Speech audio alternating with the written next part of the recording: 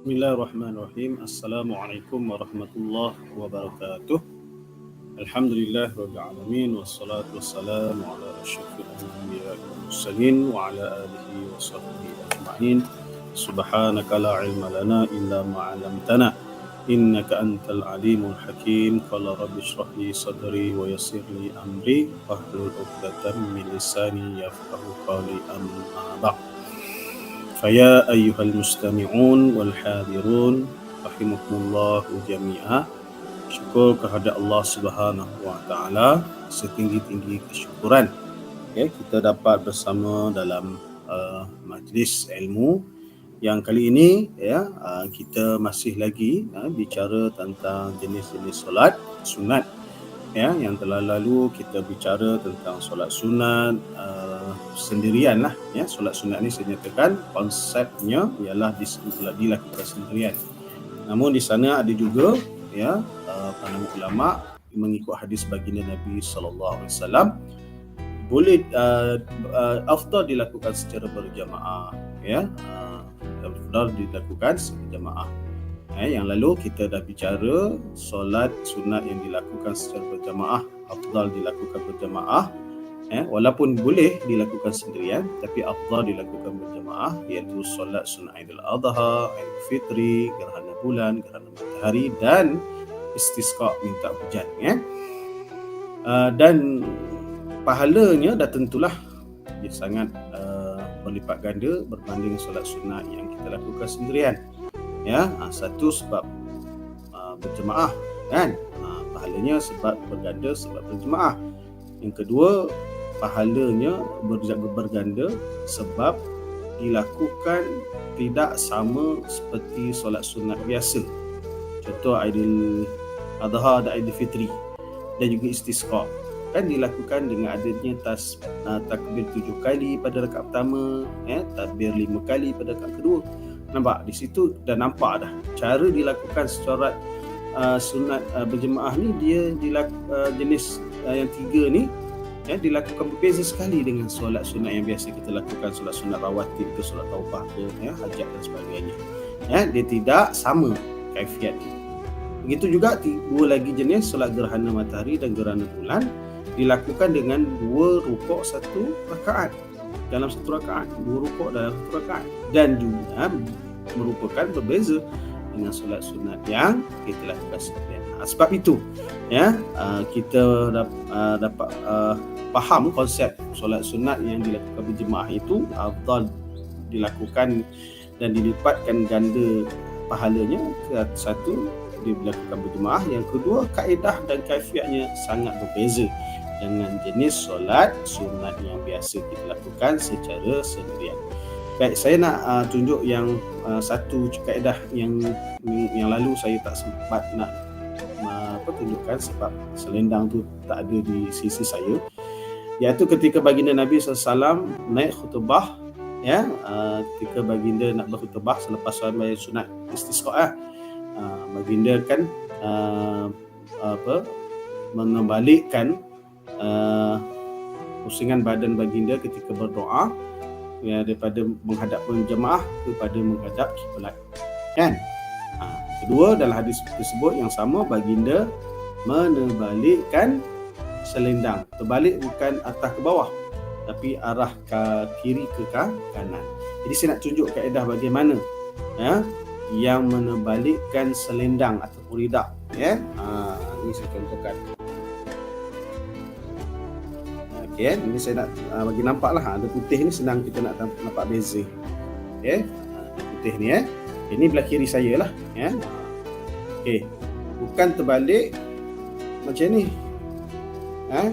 Terbalik macam ni, terbalik macam ni, bukan macam ni. Dia terbalik macam tu. Bukan atas bawah. Tapi dia kiri ke kanan. Kiri ke kanan ni maknanya putih ni dia pergi ke kanan. Caranya macam mana? Ni putih ni tangan kanan kita, ni tangan kiri kita. Terbalikkan. Dia masukkan terbalik.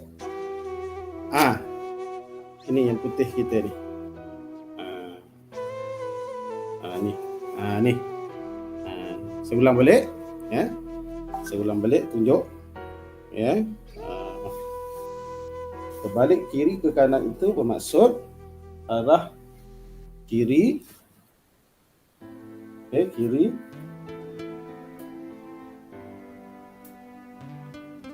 kiri, tangan kita ke kanan pegang sini, kiri pegang kanan, terbalik kan? Gitu je. Itu maksud baginda menebalikkan selendang baginda dari kiri ke kanan. Itu putih. Silangkan tangan kita, itu contoh, dalam hadis baginda menyebut, Nabi menjawab apa? Walamma arada an yadu istaqbal qiblah, ketika baginda nak berdoa selepas khutbah pertama dan khutbah kedua, ketika berdoa tu lantas baginda membalikkan badan baginda daripada arah jemaah kepada kiblat. Itu yang pertama. Yang kedua, wa hawala ridaahu, hawala tukar. Dia bukan wa qallaba. Qallaba ni telang tukar atas bawah. Hawala tukar kiri kanan yang saya tunjuk tadi. Macam tu. Macam tu. Tu maksud hawala ridaahu, menukar selempang baginda dari bahu kiri ke bahu kanan. Silang, baginda berdoa, badan para jemaah mengarah kiblat. Itu kaifiat ke dalam solat sunat istisqa.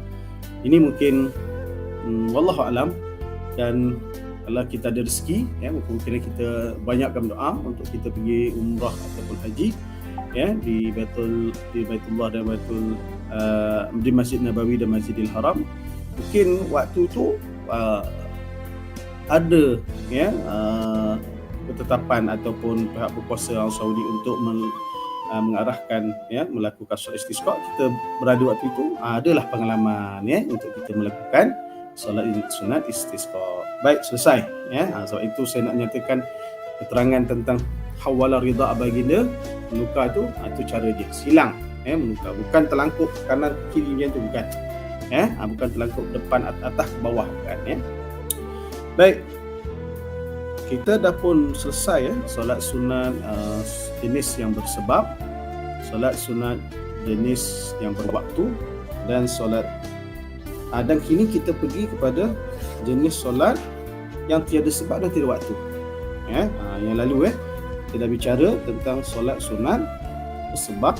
Contoh solat sunat yang bersebab kata ulama dan kitab wasikah hadis ni, iaitu contoh yang solat sunat berwaktu, solat sunat rawatib.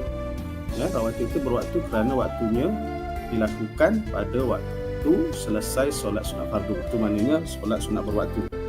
Jenisnya ialah rawatib. Solat sunat witir ada waktu juga. Boleh tak solat sunat witir dilakukan waktu sekarang ni? Waktu siang contohnya. Tak boleh. Dia mesti dilakukan pada waktu malam. Dan waktu malam pula bila? Boleh ke waktu maghrib?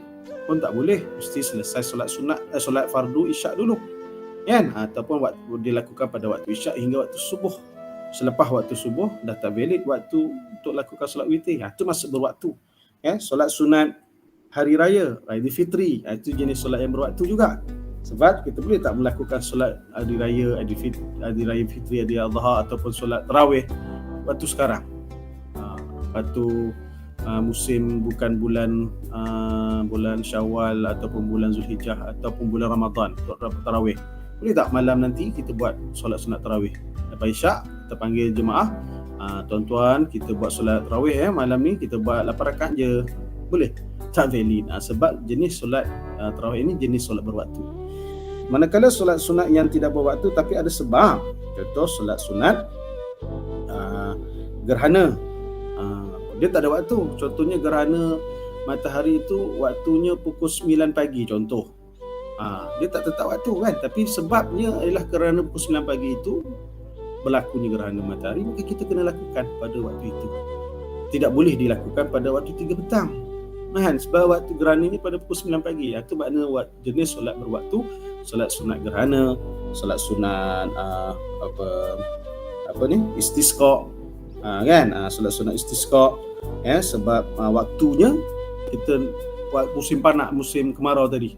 Maka solat istisqa itu adalah jenis solat berwaktu. Dan juga solat istikharah. Istikharah itu pun berwaktu. Waktunya apa? Waktu Dia tak kira minta maaf, bukan waktu. Solat istisqa tu bukan kira waktu kan, dia kira waktu siang ke, waktu 9 pagi ke 3 petang ke, tak. Dia waktunya tidak ada waktu, tapi ada sebab. Istisqa tu sebabnya kemarau. Gitu kat istikharah, dia tak ada waktu, boleh laku waktu pagi, boleh waktu malam, waktu apa lagi, yang tak boleh jangan 3 waktu yang dilarang tu lah, 3 waktu yang dimakruhkan seperti waktu zawal, waktu lepas subuh, waktu lepas hasar, itu je. Lain pada waktu tu semua boleh lakukan istikharah, kan? Sebab jenis solat istikharah ini adalah jenis solat yang bersebab, sebab kita nak memohon petunjuk tadi, istikharah pilihannya untuk diri kita sesuatu perkara. Okey. Baik. Hari ini 2 jenis kita dah selesai, solat sunat berwaktu, solat sunat bersebab, dan kali ini solat yang ketiga, jenis solat sunat yang tidak ada waktu dan tiada sebab. Contoh kata ulama dalam buku Mustika Hadis ini ialah solat tasbih. Solat tasbih. Nanti kita pergi kepada kaifiat untuk bagaimana melakukan solat sunat tasbih. Yang solat tasbih ini adalah jenis solat tiada waktu dan tiada sebab. Dinamakan solat mutlak. Mutlak ni apa? Apa makna mutlak? Mutlak ni maksudnya perkara yang sesuatu tulen.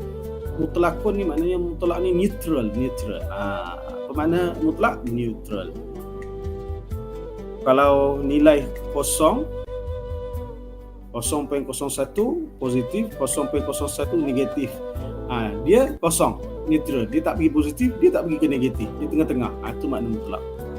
Itu makna neutral. Jadi solat jenis ini tiada sebab, tiada waktu. Kita boleh melakukannya walau ketika kita nak buatnya waktu malam pun boleh, waktu siang boleh, waktu pagi boleh, petang boleh. Cuma jangan 3 waktu yang dilarang tu. Sebab tak ada sebab pun.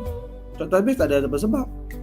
Sebab tak ada sebab pun kita buat solat tasbih, tak ada sebab pun kita buat ada sebab ada solat tasbih, tak ada sebab pun kita boleh buat solat tasbih.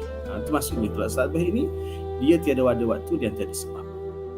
Dia kita nak lakukan dengan kita panjangkan solat tasbih ini dengan banyakkan zikir, banyak tasbih dalam solat tersebut. Okey.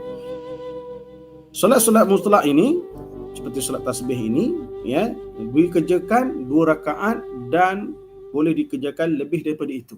Maknanya boleh buat 2, boleh buat 4, boleh 6, 8, 10, 12, 14, tetap pulang. Tak ada had yang ditetapkan. Ulama kata tiada had yang ditetapkan bilangannya. Boleh dikerjakan pada waktu siang dan pada waktu malam, kecuali waktu-waktu yang makruh. Makruh tu 3 tu lah. Waktu zawal, matahari tegak sejam. Macam mana nak tahu waktu zawal? Waktu sejam sebelum wazan zuhur. Itu adalah waktu zawal. Dan antara sejam itu yang tak boleh dilakukan ialah 10 minit sebelum zawal dan 10 minit selepas zawal. Itu ulama mengatakan itu ihtiyati, waktu ihtiyati. Yang terang sekali tegak tu tak boleh. Nak lakukan kalau kata pukul zuhur pukul 1, azan zuhur pukul 1. Jadi waktu istiwa, waktu zawal, bukan waktu zawal, waktu istiwa, solat pada waktu istiwa. Waktu istiwa matahari ialah pada pukul 12 tengah hari. Jadi kita tak boleh lakukan solat apa-apa pun, termasuk solat tasbih ataupun solat yang bersebab ke apa ke. Tapi kalau waktu tu waktu gerhana bolehlah, sebab kebetulan gerhana ni waktu itu. Boleh. Kalau sebab boleh. Waktu jenis solat yang bersebab ni dia boleh melanggar waktu sebab dia sebab melakukan kerana sebab. Dia bukan kerana waktu. Begitu juga solat yang jenis solat yang dikatakan solat tasbih ini, dia ini tiada waktu, tiada sebab, namun dia perlu kita ketahui untuk melakukannya kerana melihat perkara 3 waktu yang dilarang tadi, waktu istiwa, waktu lepas asar dan waktu lepas subuh. Jadi kalau kata waktu istiwa, kalau kita nak buat solat tasbih tak boleh waktunya Ustaz. Kalau kata tadi pukul 12, 11.50 hingga 12.10 minit tu, setengah jam tu janganlah lakukan apa-apa solat kalau kita nak solat tasbih. Lepas pukul 12.10 tengah hari, maknanya pukul 12 suku ke 12.20 ke, itu boleh lakukan solat sunat tasbih. Sebab solat tasbih ni kan tak ada waktu, tak ada sebab, jadi kita boleh lakukan bila-bila, kecuali 3 perkara tadi, 3 waktu tadi. Dan waktu afdalnya untuk mengerjakan solat mutlak ini seperti solat tasbih, iaitu pada waktu malam. Waktu malam. Jadi kalau kita kata nak lakukan pada lepas isyak boleh, lepas maghrib boleh, sepertiga awal malam boleh, sepertengahan 3 malam boleh, sepenghujung malam pun boleh. Jadi waktu malam ni afdal. Paling afdal sepertiga akhir malam, itu paling afdal untuk lakukan solat sunat tasbih, solat mutlak ni lah. Jadi solat mutlak ni solat tasbih lah. Contoh kita belajar ini solat sunat tasbih. Dan boleh juga dilakukan pada waktu siang. Walaupun afdal ni malam, tapi boleh kita lakukan pada waktu siang. Cuma di sana ada dua pandangan, ada pandangan lah, ada pandangan. Sebab ini berdasarkan riwayat baginda hadis Nabi SAW, baginda melakukan solat tasbih pada waktu malam dengan melakukan 2 kali solat. Maksudnya satu solat 2 rakaat, 2 kali solat yang kedua 2 rakaat, mana 4 rakaat. Hanya 4 rakaat 2 salam. Dalam waktu malam. Dalam hadis berikut juga, baginda Nabi, sekiranya baginda tidak melakukan solat tasbih pada waktu malam, baginda mungkin kita kata letih, tak dapat nak bangun malam untuk solat tasbih, baginda akan melakukan solat tasbih pada waktu siang. Tapi kaedahnya baginda melakukan solat tasbih itu dengan melakukan 4 rakaat dalam satu solat. Maksudnya tadi 4 rakaat 2 salam waktu malam, tapi dalam waktu siang 4 rakaat 1 salam. Cuma dia macam solat zuhur lah kan, tapi solat zuhur ada tahiyat awal, tapi dia tiada awal, maka dilakukan secara 4 rakaat direct. Itu kalau nak lakukan solat tasbih pada waktu siang. Dan afdalnya ialah pada waktu malam, dilakukan dengan 2 salam, ataupun 4 rakaat 2 salam.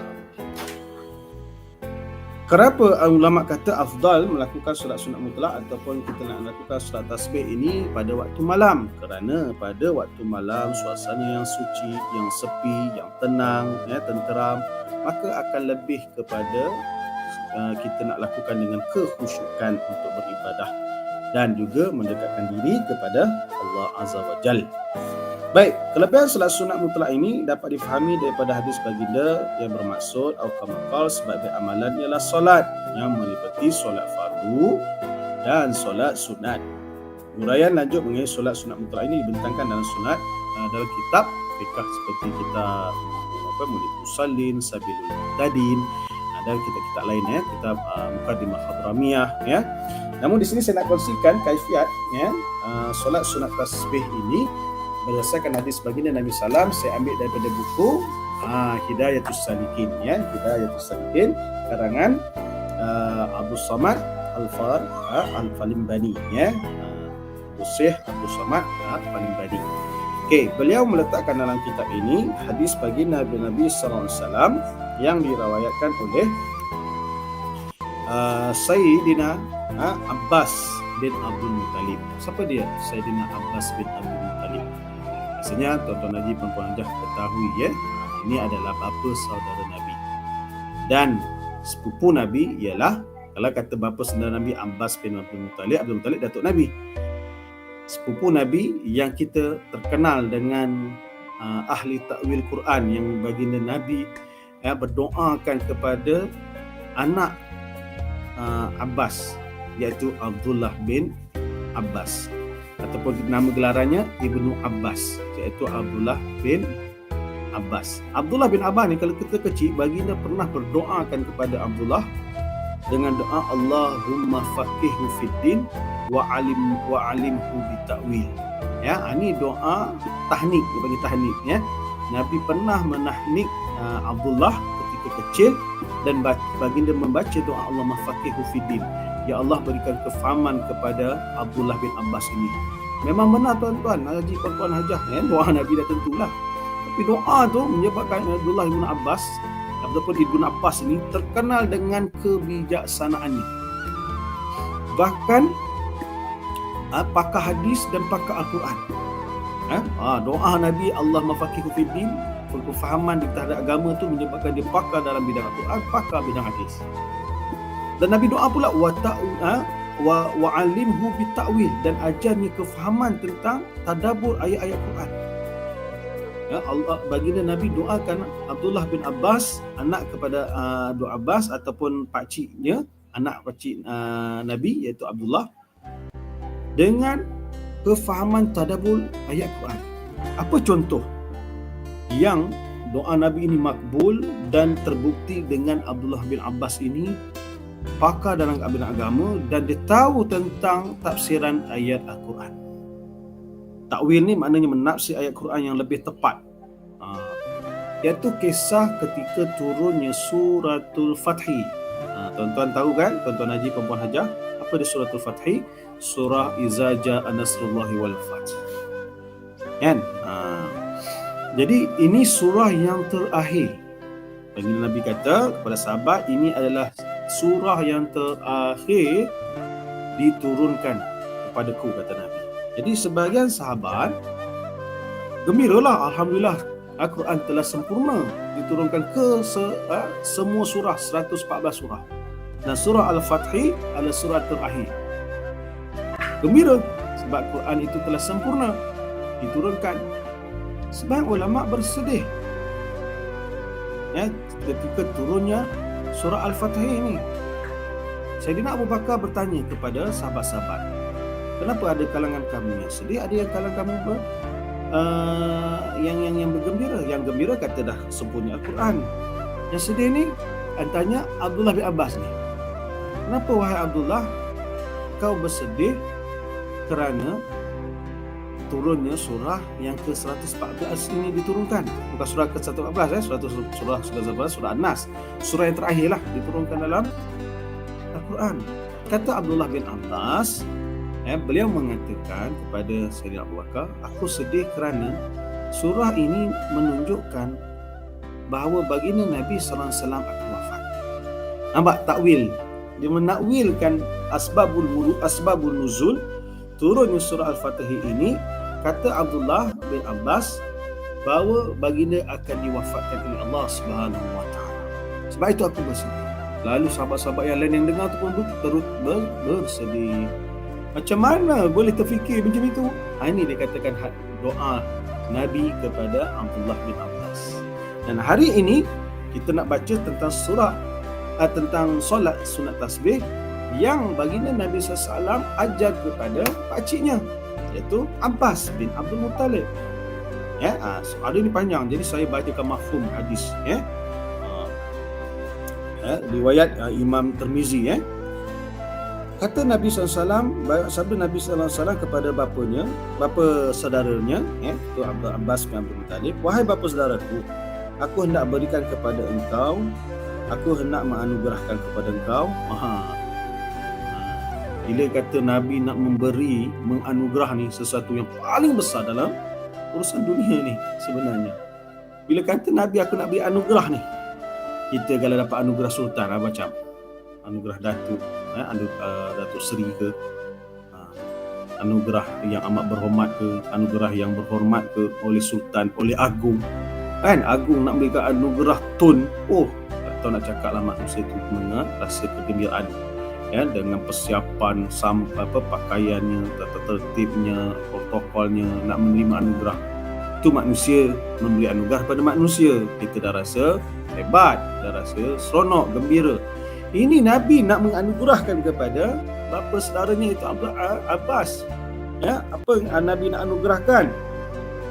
Aku nak menganugerahkan kepada engkau wahai pakcikku, kata Nabi, kerana aku mengasihi engkau dengan sesuatu yang apabila engkau kerjakan. Inilah anugerah Nabi kepada sahabat-sahabat Nabi. Contoh anugerah Nabi, kasih sayangnya Nabi kepada Abu Hurairah, yang lalu kita pernah dengar kan hadis ini. Wahai Abu Hurairah, aku nak anugerahkan kau 3 perkara, wasiat 3 perkara. Yang pertama, solat sunat duha, solat sunat witir yang kamu tinggalkan, dan juga puasa 3 hari selama 3 hari 3 hari sebulan. Kan 3 hari puasalah sunat 3 hari setiap bulan.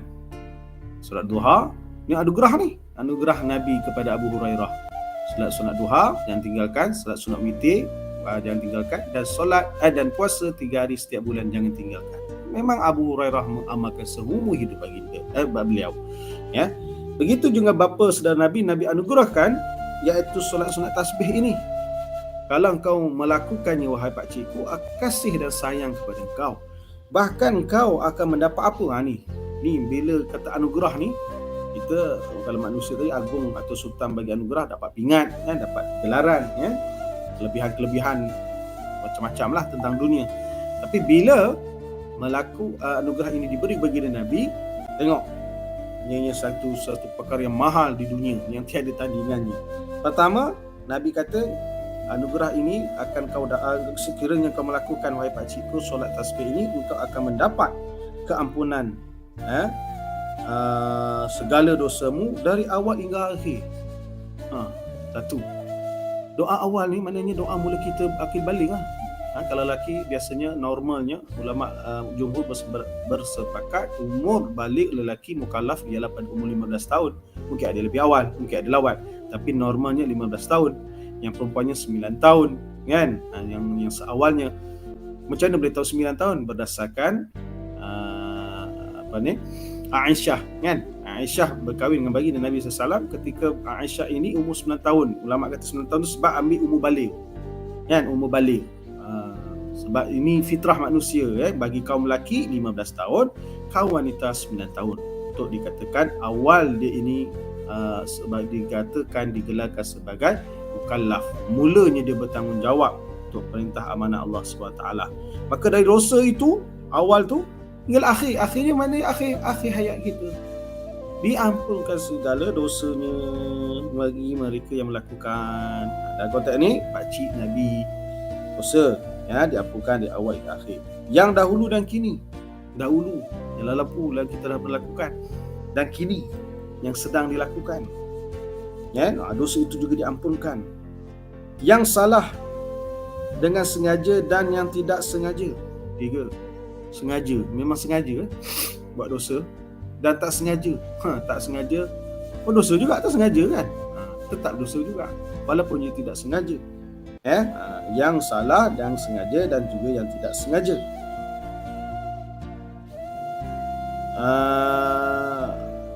Sama ada yang tersembunyi atau yang nyata. Yang tersembunyi atau yang nyata.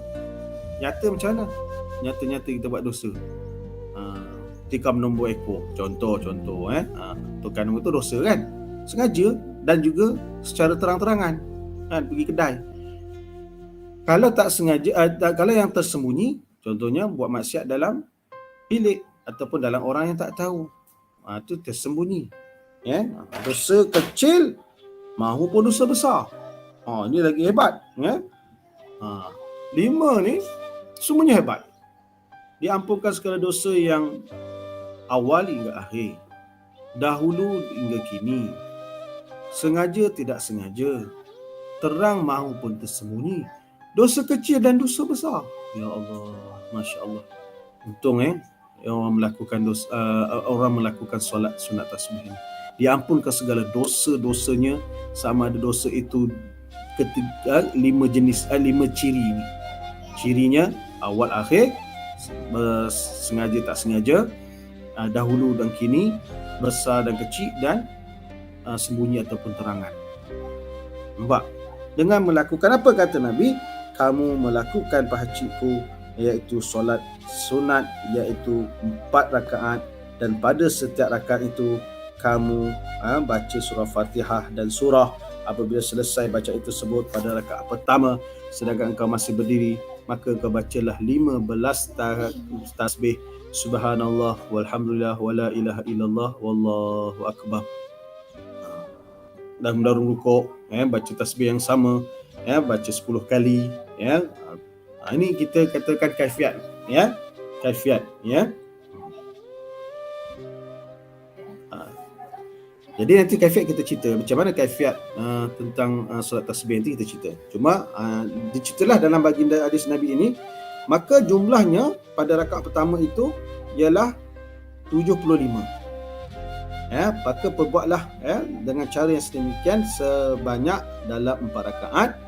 Jika kamu melakukan 4 rakaat maknanya 75, 75. Berapa? 300 tasbih. Sebab tu solat tasbih ini afdal dilakukan dengan 4 rakaat kerana nak mengumpulkan tasbih itu sebanyak 300 kali. Okey, nanti kita cerita lebih khusus tentang kaifiat solat tasbih. Ni yang kita kata yang Nabi tekankan ni, kenapa nak melakukan solat tasbih. Nabi kata kepada pakciknya, wahai Sayyidina Abbas, wahai pakcikku, Sayyidina Abbas lah, pakcik Nabi, wahai pakcikku, jika kamu melakukan solat tasbih itu setiap hari, maka lakukanlah. Kalau mampu buat setiap hari, itu yang terbaik. Nampak? Saya pernah buat solat tasbih ini, masanya lebih kurang lah. Ini untuk kiraan saya sebab lakukan sendirian. Tapi kalau kita biasa buat solat tasbih ni kan biasa kita buat 10 akhir Ramadan kan. Setiap malam kita buat kan, berjemaah berqiyamul kan. Maka solat tasbih kita buat. Dan biasanya kalau berjemaah ni setengah jam. 20 ke 25 minit lah. 20 ke 25 minit untuk jenis untuk dilakukan secara berjemaah. Untuk satu solat. Maksudnya kalau 2 solat 4 rakaat tadi lebih kurang 40 ke 45 minit ataupun 50 minit. Sebab kita melakukan berjemaah ni, kita memikirkan imam ni memikirkan makmum. Maka dia ambil masa yang lama sikit, 40 ke 50 minit. Tapi sendirian, sendirian ni biasa saya buat, pernah saya buat solat tasbih ni 15 minit. Satu solat jadi 2 solat 30 minit. Tadi 40-50, yang ini 30 ke 35. Bezalah solat sendirian biasanya memang cepat sikit lah berbanding solat jemaah. Sebab solat jemaah ni dia mikirkan jemaah. Kalau solat sendirian ni dia sendiri. Sebab tu lebih cepat. Jadi kalau kita katakan setiap hari kita spendkan masa untuk solat tasbih ini untuk mendapatkan 5 kelebihan diampunkan segala dosa tadi, itu dosa kecil, dosa besar, dosa sengaja tidak sengaja, dosa awal hingga akhir, dosa dahulu, dosa kini, terangan tersembunyi tadi, nak dapat kelebihan ini, maka kita melakukanlah solat ini setiap hari kalau kita mampu. Dengan apa? Dengan spendkan masa 20 ke 25 minit untuk solat sendirian. Jika engkau mampu melakukannya setiap hari, lakukanlah. Jika tidak berbuat pada setiap hari, lakukanlah setiap kali, setiap minggu. Maknanya sekali setiap minggu. Sekali setiap minggu. Tak mampu sehari, buatlah seminggu sekali. Seminggu sekali. Dan saya syorkanlah yang tak mampu setiap hari ni buat seminggu sekali, iaitu waktu Jumaat. Sebab apa seminggu sekali ni dan hari sekali itu ialah Jumaat, kerana pada hari Jumaat ini dia angkat lebih darjatnya berbanding hari Isnin, hari Selasa, hari Rabu, hari Khamis, hari Sabtu, hari Ahad. Tapi Jumaat ni dia lebih afdal melakukan ibadah. Macam bulan lah. Ustaz, kenapa Jumaat ni lebih pada hari lain? Macam bulan lah. Bulan yang paling afdal bulan Ramadan. Kalau kita melakukan pada bulan-bulan lain, kita dapat pahala. Cuma bila kita melakukan ibadah pada bulan Ramadan, dilipatkan ganda pahala. Maka bila bulan biasa kita melakukan ibadah, bulan Ramadan kita dilipatkan kali ganda ibadah. Itu maksud dia. Buat hari yang biasa kita buat ibadah, pada hari Jumaat kita lipatkan ganda ibadah. Itu maksudnya. Jadi saya syorkan seminggu sekali yang baginda Nabi meminta melakukanlah sekali pada setiap minggu, ialah hari Jumaat. Spendkanlah masa 20 ke 25 minit tadi saya cakap. Boleh tuan-tuan, kalau kita mungkin minggu pertama berat, minggu kedua kita cuba buat, minggu ketiga kita buat, minggu keempat kita buat, minggu kelima. Lama-lama kita akan biasa melakukannya setiap minggu, insya-Allah tak berat. Sebab 20 ke 25 minit dia solat tasbih ni, dilakukan sendirian. Jika tidak mampu melakukan setiap minggu, lakukanlah sekali pada setiap bulan. Tak mampu nak buat hari Jumaat setiap minggu, buatlah hari Jumaat minggu yang keempat. Dan minggu kedua, ketiga tak mampu buat, minggu keempat. minggu pertama, kedua, tiga tak buat, minggu keempat buat, macam tu. Buat seminggu sekali. Yang seterusnya bagi Nabi sebut,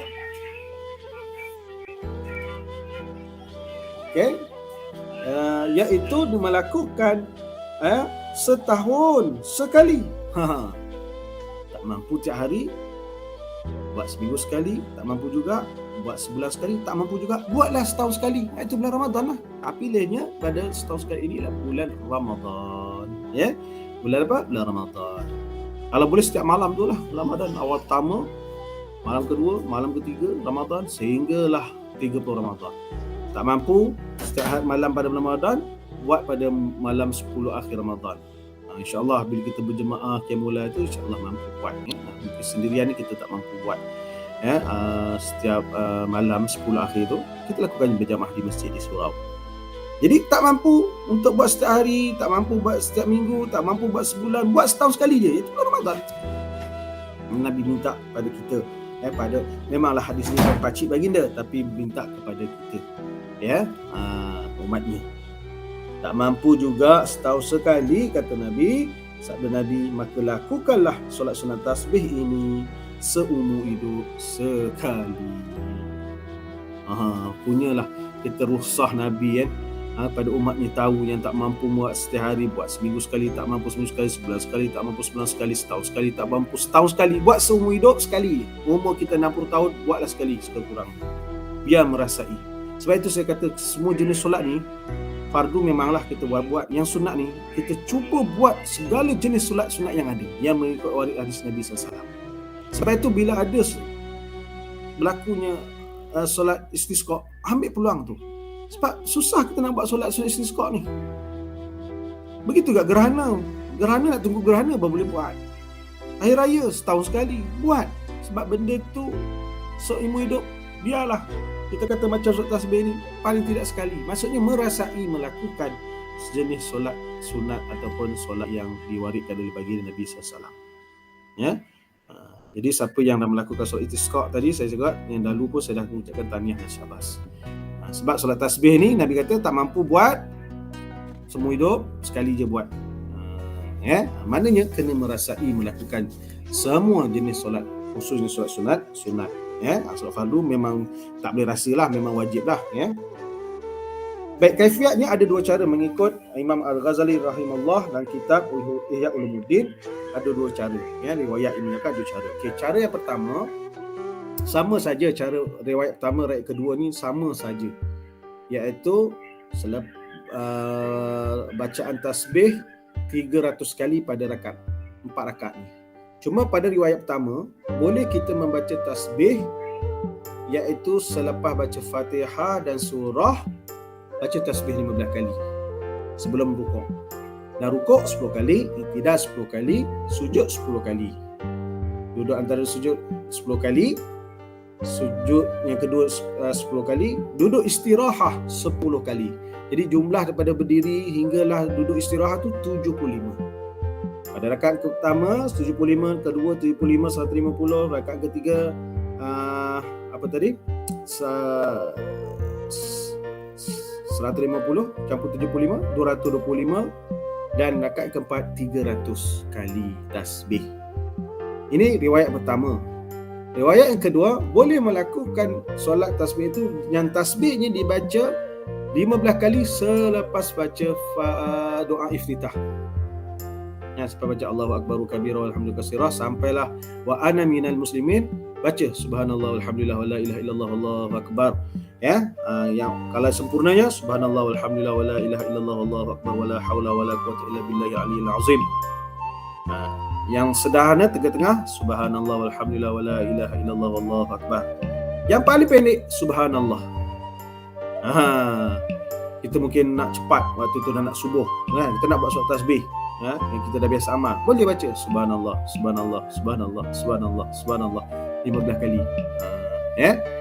Okey, sebelum baca Fatihah baca 15 kali tasbih, selepas Fatihah dan selepas surah sebelum rukuk baca 10 kali. Jadi rukuk 10 kali, tidak 10 kali, sujud pertama 10 kali, duduk atau sujud 10 kali, duduk sujud yang kedua 10 kali, duduk istirahat tak ada dah. Sebab kita dah baca tasbih 15 sebelum Fatihah, maka terus bangun rakaat kedua, sebelum baca Fatihah juga baca tasbih 15 kali. Ini riwayat yang kedua. So, tuan-tuan haji, puan haji boleh pilih. Kaedah riwayat pertama, baca tasbih itu 15 kali itu selepas Fatihah dan surah, ataupun baca tasbih 15 kali itu sebelum Fatihah. Sama saja fadilatnya dan caranya. Baik, ikut kesesuaian kita senang. Ya. Jadi dilakukan dengan 300 rakaat pada 4 rakaat. Dan 4 rakaat ini afdalnya dilakukan 4 rakaat 2 salam. Dan boleh dilakukan 4 rakaat 1 salam pada waktu siang. Waktu malam 4 rakaat 2 salam. Pada waktu siang 4 rakaat 1 salam. Ya. Jadi ini riwayat-riwayat menceritakan tentang solat sunat tasbih. Saya rasa cukup sekadar itu. Dan saya kira ianya memberi manfaat pada diri saya khususnya dan tuan-tuan haji dan puan haji umumnya. Mudah-mudahan kita mendapat fadilat yang dikata baginda Nabi SAW, iaitu diampunkan segala dosa dan kesalahan kita, sama ada dosa kita yang awalahu akhiruhu, dari mula kita akhir balik sehinggalah akhir hayat kita. Yang kedua, Nabi kata diampunkan segala dosa kita dan kesalahan kita, qadimahu wa hadisahu, yang lalu dan juga yang terkini, dan diampunkan segala dosa kita, khata'ahu wa amdahu, yang sengaja dengan tidak sengaja. Dosa kita diampunkan oleh Allah SWT dengan melakukan solat tasbih ini, sirrahu wa alaniyatahu, sama ada secara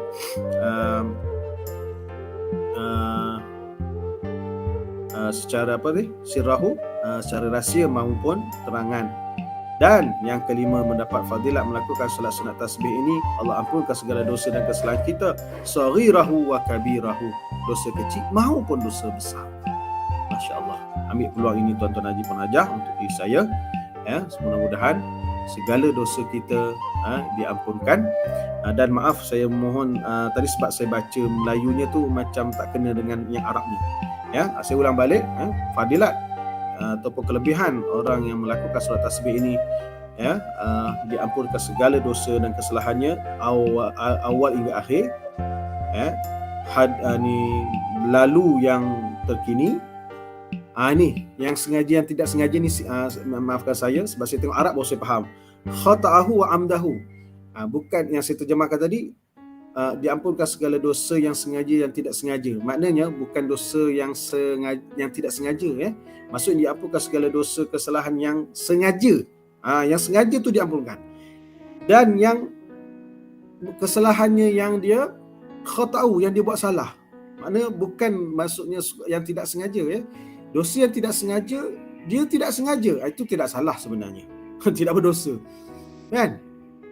Dia tidak berdosa. Kalau contoh ni waliyazubillah, kita ingat minum air teh, kan, minum air teh, minum rasa lain macam. Kawan tu orang Cina, you minum air itu air arak lah, kan tak sengaja, tak berdosa. Maksudnya bukan dosa yang tidak sengaja tu diampunkan. Dosa yang tidak sengaja ni memang diampunkan siap-siap. Yang dimasukkan oleh yang bagi Nabi SAW tadi, segala kesalahannya, khata'ahu wa amdahu, dan perkara dosa yang sengaja. Saya ulang balik. Kelebihan yang melakukan solat tasbih ini ada 5 fadilat yang didapat. Kelebihan iaitu awal dan akhir, dulu dan kini, kesalahannya dan juga dosanya yang sengaja, dosanya yang rahsia sembunyi maupun yang terangan, dan dosa kecil dan dosa besar. Lakukanlah seumur hidup, paling tidak sekali, paling baik bagus setahun sekali, lagi bagus sebulan sekali, lagi bagus seminggu sekali. Lakukan solat tasbih ini. Yang lagi bagus setiap hari. Tapi Nabi mulakan kalau tak mampu setiap hari, lakukan 10 sekali. Memang keringanlah. Pilihlah tuan-tuan haji puan hajah untuk mendapatkan 5 fadilat tadi. Lakukanlah dengan berapa keadaan tadi, saat hidup, seumur hidup sekali ke, 10 tahun sekali ke, 11 sekali ke, 10 sekali setiap hari. Pilihlah. Tapi bagi saya jangan terus buat setiap hari dulu. Sebab apa? Takut nanti dia tak buat langsung dah. Buatlah yang ringan dulu. Apa dia? Seumur hidup sekali dulu. Yang tak pernah buat lah, saya cerita. Buat dulu sekali seumur hidup. Rasa macam nak buat lagi lah. Buatlah setahun sekali. Dia macam tu. Dia belajar ibadah ni, jangan buat yang berat dulu. Buat yang ringan dulu. Baru dia boleh pergi yang lebih besar. Jangan kita buat yang lebih berat, akhirnya kita tak buat. Macam bangun malam. Kita nak kata Fadilah bangun malam bagus. Bangun setiap malam. Akhirnya malam yang kelima dah tak boleh bangun dah. Buat dulu seminggu sekali dulu bangun malam. Perlahan-lahan. Dan pastikan istiqamah. Bila istiqamah, insya-Allah dia akan menjadi ringan. Dia menjadi ringan. Jadi sekarang itu, ampunan maaf tutur kata saya yang mungkin terkhilaf ataupun apa yang menyebabkannya saya sampaikan itu tidak benar. Ampunan maaf dan saya mohon kepada Allah SWT segala kesilapan ataupun segala kesalahan yang mungkin saya tersalah cakap ataupun salah saya sampaikan. Dan apa yang saya sampaikan itu sebenarnya adalah berdasarkan hadis baginda Nabi SAW yang boleh kita bukan boleh, yang semestinya kita ikut sunnah baginda Nabi SAW. Kita tak nak di akhirat, di mahsyar nanti kita nak jumpa Nabi tapi Nabi tak jumpa kita. Kita cari Nabi, kita tak jumpa Nabi, dan Nabi tak nak jumpa kita. Wa'iyazbillah. Kerana apa? Kerana hidup di dunia dulu tak nak pun buat sunnah Nabi. Ini sunnah Nabi, tak nak buat. Tapi nak jumpa Nabi di akhirat, tak dapat lah. Jadi nak jumpa Nabi, nak Nabi jumpa kita, kita kena ikut sunnah Nabi SAW semasa kita hidup di dunia ni. Yang kedua, banyakkan selawat kepada baginda Nabi SAW. Paling banyak ni, paling tidak 1000 kali. Itu paling banyak. Bukan paling banyak, maksudnya nak menunjukkan banyak ialah kita start selawat pada Nabi 1000 kali. Tak mampu setiap tadi setiap hari, buatlah seminggu sekali. Tapi perbanyakkan selawat itu bukan maksudnya setiap kita kata banyak lepas tu tak buat. Lebih baik kita banyakkan selawat Nabi itu setiap hari. Konsisten lah. 40 kali ke sehari kan. Itu mula sikit-sikit dulu. Setiap hari 40 kali selawat. Tu naikkan 100 kali kan. Seminggu sekali kita selawat 1000 kali atau Jumaat. Itu contoh. Jadi perbanyakkan selawat pada Nabi. Yang pertama tadi, nak jumpa Nabi, nak kasih pada Nabi, Nabi nak kasih pada kita. Kita ini nak mendapat syafaat Nabi, perbanyakkan melakukan sunnah Nabi. Yang kedua, perbanyakkan selawat kata Nabi.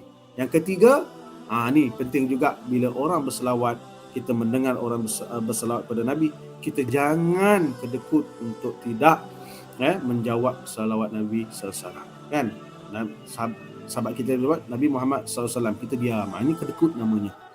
Kita kena menjawab sallallahu alaihi wasallam. Ini juga jangan tinggalkan selawat apabila orang berselawat kepada Nabi sallallahu alaihi wasallam. Jadi cukup sekadar itu. Ampun dan maaf sekali lagi, dan mudah-mudahan bermanfaat kita pada kali ini, dan insya-Allah kita akan sambung kitab naskah hadis kita bab perihal tentang sujud tilawah ataupun sujud sajadah. Dan perihal solat sunat ni saya kira dah habislah solat sunat yang jenis bersebab, solat sunat jenis berwaktu, dan solat sunat jenis tidak berwaktu dan tidak bersebab, dan solat sunat yang dilakukan sendirian maupun solat sunat yang jenis dilakukan secara berjemaah. Mudah-mudahan memberi manfaat. Aku qauli hadza wa astaghfirullah li wa lakum. Assalamualaikum warahmatullahi wabarakatuh. Terima kasih.